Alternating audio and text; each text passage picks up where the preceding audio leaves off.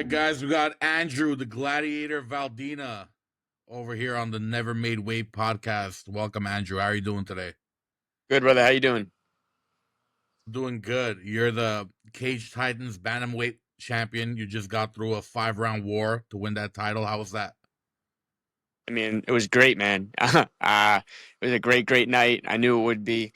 Um, it was cool to really just see like an evolution of myself too in there, from past fights and see myself follow a game plan through and through.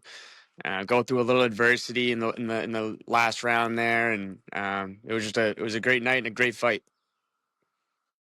The commentator was mentioning that if Joe wanted to win the fight over there in the last round, he had to take you out because you were already in the advantage via points. How hard was it? What was going through your mind over there in the fifth round to just maintain that victorious position? Um, Man, one to start it off, dude, going into the fifth round, like. Joe, the party is known for like his gas tank, like just never ending gas tank and durable. It's in that Ecuadorian blood he's got. So going into the fifth round, man, my coach Pete gave me a badass little like motivational pep talk, dude, that got me going, dude. So I was full of energy going into the fifth again and just ready to kill him and put him away in the fifth too. But I dropped him with a calf kick. Those calf kicks finally added up into towards the end there. But then yeah, he's just tough, man. He's tough. You're gritty, you're technical, you're undefeated 7-0. Has the UFC called? I don't think so, not yet. But like I don't know. I don't really get too caught up in that stuff anyway, because I'm honestly in the position where like if I get a call for a contender, great. I would love to take that opportunity and run with it. But I'm also like in the mindset where, dude, I'm fine with having to, kill another guy in this regional scene too, if need be. I just got the belt. Let me enjoy it a little bit, and defend. So I don't know. I'm ready for whatever's next. And you're nicknamed the Gladiator. Where does that come from? Dude, that goes all the way back to high school. It's like it's not as like glorious of a as you think of how I got it. I was so in high school I wrestled and I also did cross country the season before wrestling to get ready for it with the cardio and stuff like that. And there was this other kid that did the same exact thing. I met him in the cross country season before we started wrestling together. I didn't even know he wrestled at the time. And he was like my boy in the cross country and he was like also like I found out that he was a wrestler and loved the MMA type of mindset. Always trying to like kick the shit out of all the other teammates in the cross country team. He's like, no, we're gladiators. Like we're too. So he kind of like stuck with that, and then it went into wrestling, and he kind of that nickname stuck too. And yeah, I don't know. It was back in high school. So were you a scrapper growing up? No, no, I was a little guy growing up, so I was just needed to learn how to defend myself. You know what I mean? So I put myself through Taekwondo to uh to help with that, and I started wrestling, like I said, in high school. But no, I definitely wasn't the guy picking the fights. Is that how you got into MMA through wrestling? Yeah, it was actually like an organic process where like everything kind of just fell the way it should, how I think everything does. But so when I wrestled in college, the head coach of my wrestling team is a guy Frank Camisa, and he is a corner for all of Joe Lozon his fights in the UFC. So through wrestling season, I needed to cut weight one night, and Joe Lozon's gym, Lozon MMA, was like a 15-minute drive from campus, and he had a sauna there. So he brought me to the gym, and I saw everything around me, and I was like this has got to be it. This has got to be the next thing I take on. Um, and as soon as my last wrestling season was over, I think 3 months later, I took my first MMA fight under Lozon MMA, their banner. So it was awesome. Cool, man. So you're from New England? Yep, How much Massachusetts. how much of that influences the way you fight?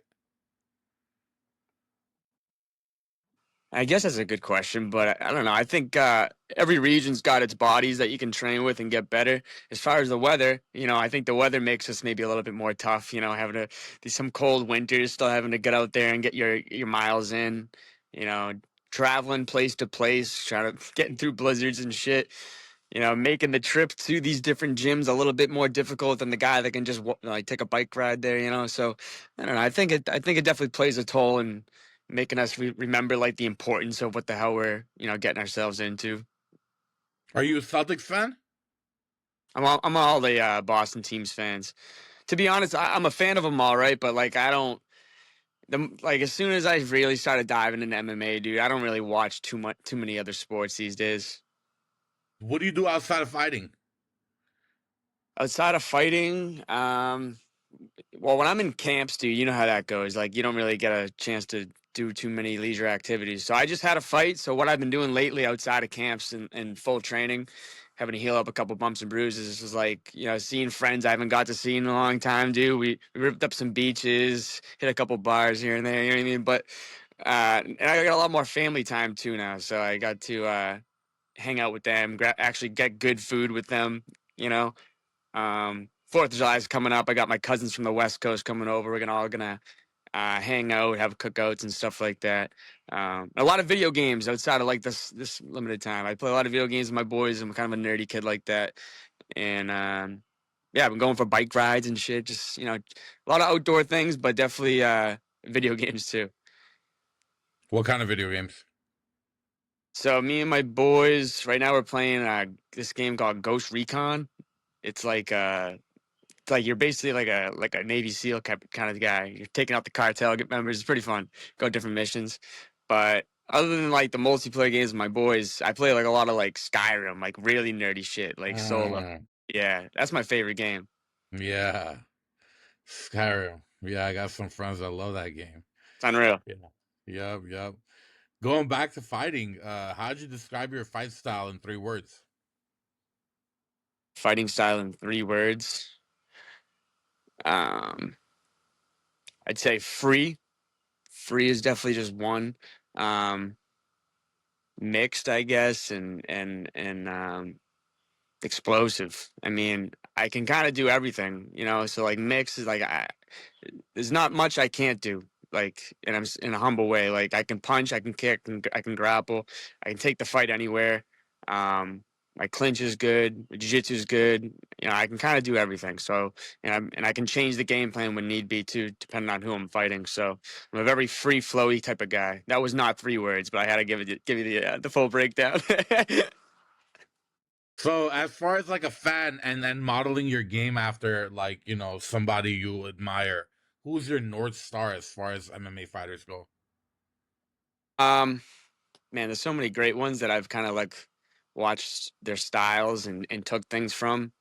Um, and to be honest, if I'm going into a fight, there's like it's not always going to be that one North Star. Like if I'm going into a certain fight and I know what I want to do to the guy, I try to emulate a different fighter sometimes. You know what I mean? Like I look a lot at like Mighty Mouse. I like his transitions.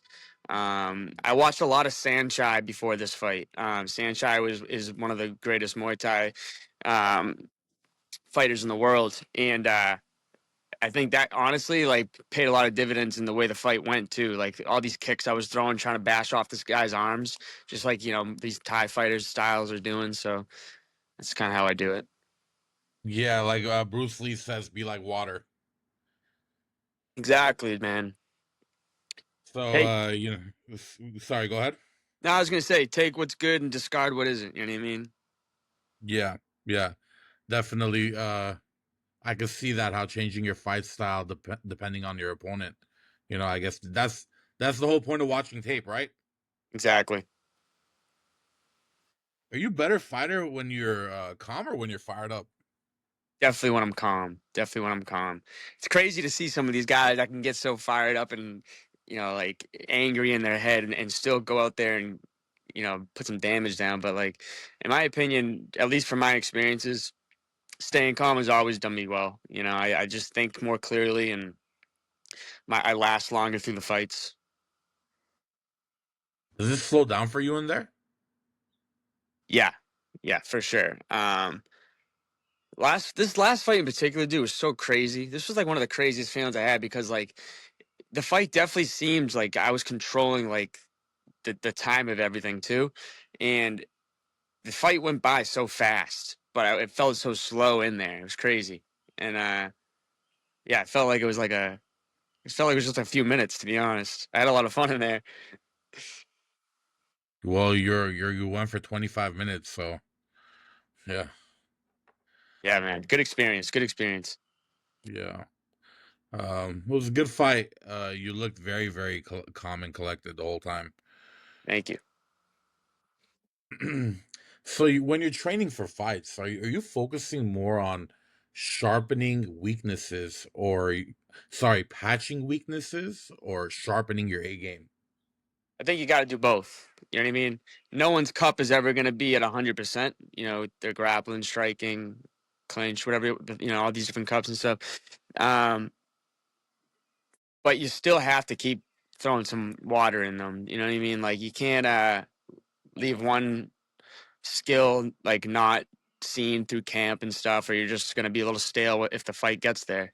Um, so yeah, I made sure to always leave no stone unturned and hit all my sessions, jiu-jitsu, striking. Definitely can't leave any of them untouched. How much does pain tolerance play in this game? To be honest, you don't feel too much in the actual fight itself. You got so much adrenaline going that you don't even feel any of the pain until after the fight's over. Even that full 25 minutes. Um, like I think the best shot he threw at me was in that last round, and he cracked my nose a little bit. And I knew it was like an effective strike when it landed, but it was no pain. You know what I mean? Not until after. But yeah, even my kicks, I threw like a million kicks in that fight, and off forearm, body, elbows, and I didn't feel any of that pain until like an hour after the fight, when I'm limping on it down the street. What do you do after the fight? What do you like to eat? um, to be honest, it's usually like pizzas, like a lot of pizza, um, a good burger. A lot of desserts. I like my desserts. So I think I had some like crumble cookie after the last one. Shit was crazy. It was crazy. Hey man, I'm having those post-fight meals on the daily, so I feel you. Yeah, it's good shit. Crumble cookies are like 1,000 calories per cookie, bros. It's Unreal though. yeah, it's like it damn near should be FDA approved. You know what I mean? Should go through that process. Um, yeah. So, if you could steal one move from any fighter's arsenal, what move is that, and whose move and what move? What move, huh? Yeah. Crazy question. I'm gonna go with I don't know, maybe some like crazy, like perfect rolling Imanari that from like Ryan Hall. Ryan Hall. Yeah, let's go with Ryan Hall. Just so I have that in my back pocket too. Hey, hey, the guy went on like a 4-fight win streak with that move. Yeah, it's good to have, man. Yeah, yeah, Specialist. that's good, man. I was just rewatching his fight with BJ Penn. Um, so who's somebody behind the scenes in your life who's been a huge part of your success? Definitely my father. I would say my dad. He's the man. He's been my number one support. My whole family, for that matter, has been like my biggest supporters, my number one fans, like always there for me. But my dad really likes to like be a part of it in like more and like and I can. It's good. It's a good feeling to have. You know what I mean? I know in this game like this, it's unfortunate when like people can't feel that sometimes or something. So I definitely appreciate my dad being there for me at all times and through thick and thin, always riding with me. So definitely him. Do you have anybody in your family who like can't watch your fights? My mom was like that until the first fight ended up like she it was solidified and like she knew I wasn't just like messing around here, but she was like putting up a huge like like stop to it. She was trying to, saying stuff like, Andrew, like I will jump that cage and cause a scene. Like I was like, Mom, you can't do that. But yeah, it was everyone still watches it, but that was like the closest, you know. Yeah, I don't think people realize how it feels to stand ringside, cage side, and watch your brother get hit in the face or your son get hit in the face. I know, I know. I don't have like my siblings obviously don't fight. I have two sisters, but the closest thing that I have to like a brother fighting is like my teammates. And even when I'm watching them, dude, like I have full faith they're gonna get the job done. But it's the lack of like control I have over that outcome that's like, it gets you going a little bit. Yeah, bro. That uncontrolled variable is really it's a mind fuck. Yeah, So what's your goal for the next 12 months in this sport? my number one goal is to stay healthy. Um, I've just gone through too much shit of like injuries and you know stuff like that that I just don't want to have a thing anymore. So definitely stay healthy. Um, rack in 12 months, man. Rack up another couple wins here. Get some finishes under my belt again, and I don't know, possibly make a run in this in the UFC roster here. Contender Series is coming. If I don't get that, I'll just keep beating these motherfuckers around here and show why I should be there. Okay, but in 20 years time when you look back, what do you want the story to be? Like what do you want the story of Andrew Valdina to be? I want the story to just be like true and honest, like I didn't take cut any corners. I did things my way, and I never took an easy path.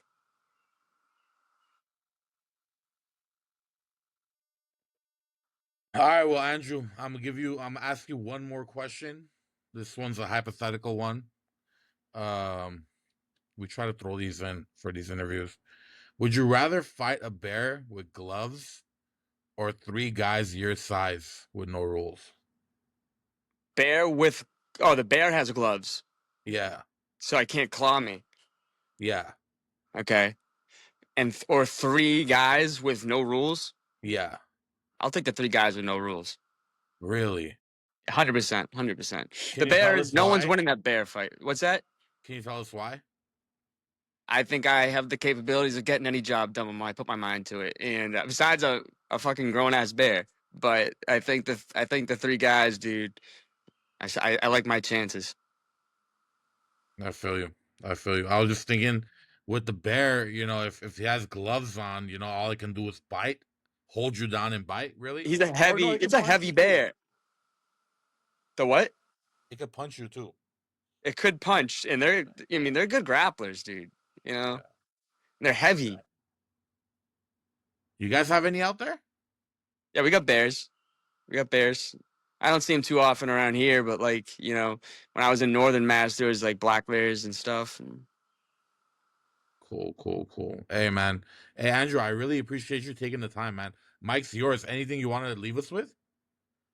no, thank you for having me on, brother. It was fun talking to you. Um, and I like your podcast. It's good shit. Thank you, my teammates, my coaches, my family, and stay tuned for the next fight news that'll be coming hopefully within a couple months. All right, guys, tune in. Andrew the Gladiator Valdina. Andrew, thank you again.